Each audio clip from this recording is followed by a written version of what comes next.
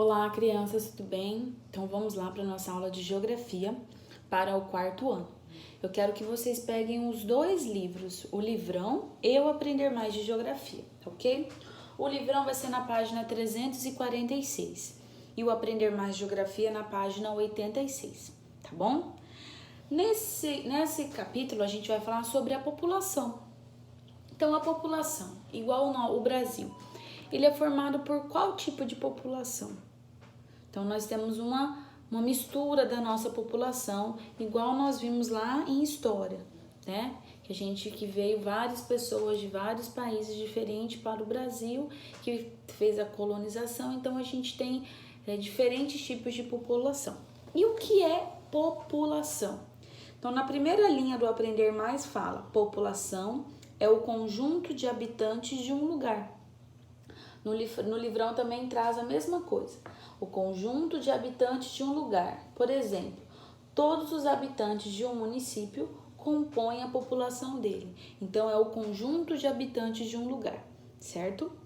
Essa população, ela nunca é fixa, certo? Ou ela vai aumentar ou ela vai diminuir. Ela aumenta pela quantidade de crianças que vão nascendo e ela diminui pela quantidade de pessoas que morrem. Então, assim é constituída a população, certo? E aí nós temos a população formada tanto pela zona urbana quanto pela zona rural, certo? No nosso país, nós temos mais pessoas na zona urbana do que na zona rural, certo? Isso é normal. Isso é dado devido a um acontecimento que chama-se êxodo rural.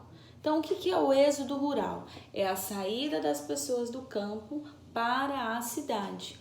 Qual o objetivo dessa saída dessas pessoas?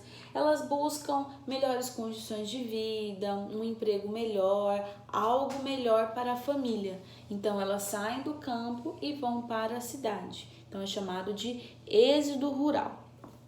Tem tanto no livrão quanto no Aprender Mais, tá?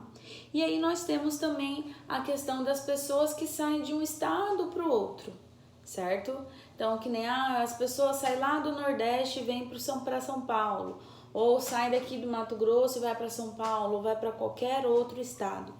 Então, quando a gente sai de um estado para morar de outro estado, nós somos os migrantes, certo? Então, migrante, que ele vai migrar, então ele vai sair de um estado e vai para o outro estado dentro do nosso país, isso é dentro do Brasil. Então, eu saio daqui do Mato Grosso, que é da onde a gente mora, e vou morar lá em São Paulo. Então, eu sou um migrante, certo? Eu estou mudando de estado. Por que as pessoas fazem isso, né? Porque os migrantes...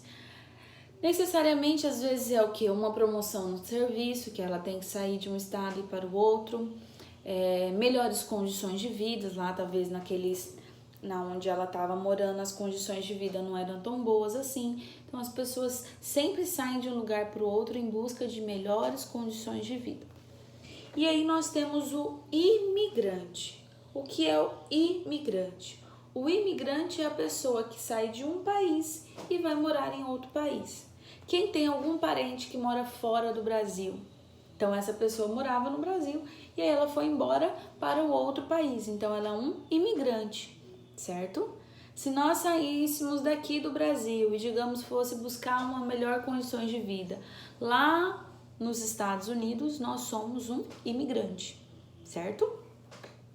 Que são chamados os estrangeiros, que nem nós temos muitos imigrantes aqui no nosso Brasil, os bolivianos, os chineses que a gente encontra muito em São Paulo, quem já foi alguma vez. Aqui no centro da cidade de Cuiabá mesmo, a gente encontra muitos quenianos, certo? Então são imigrantes, vêm de outro país para o nosso país, ok? E aí nós temos um órgão do governo responsável por saber qual a quantidade de pessoas que tem no nosso país, certo?